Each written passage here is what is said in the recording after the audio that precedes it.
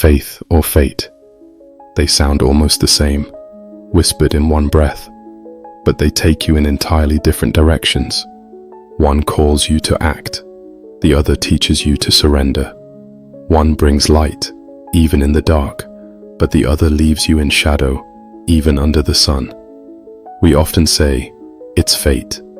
It sounds casual, even comforting, as if everything is explained, decided, wrapped up with a bow.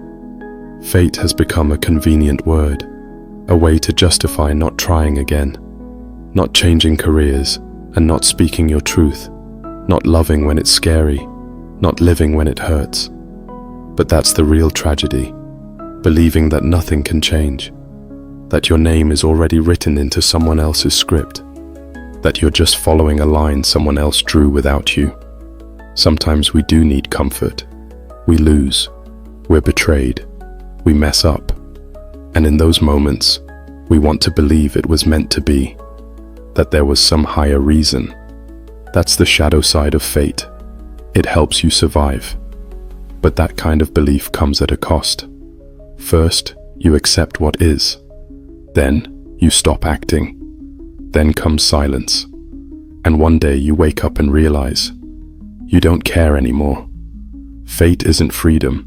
It's just a polite form of despair. But faith says, yes, you failed.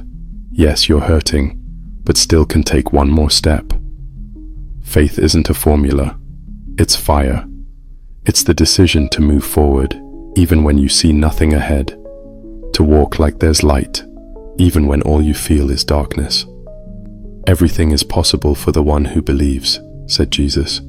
Mark 9:23. The power of faith isn't in guaranteeing the outcome. It's in giving yourself back to you. You're no longer a character. You're a co-author. Faith isn't about belonging to the right religion. Faith is connection to the living one, to the voice that says, I'm always with you, here and now. And if you ever feel like it's over, faith is the thing that gives you the right to begin again. Fate is what happens to you. Faith is how you respond, said someone who already walked that path. Most of the time, we're standing at a fork in the road without even realizing it.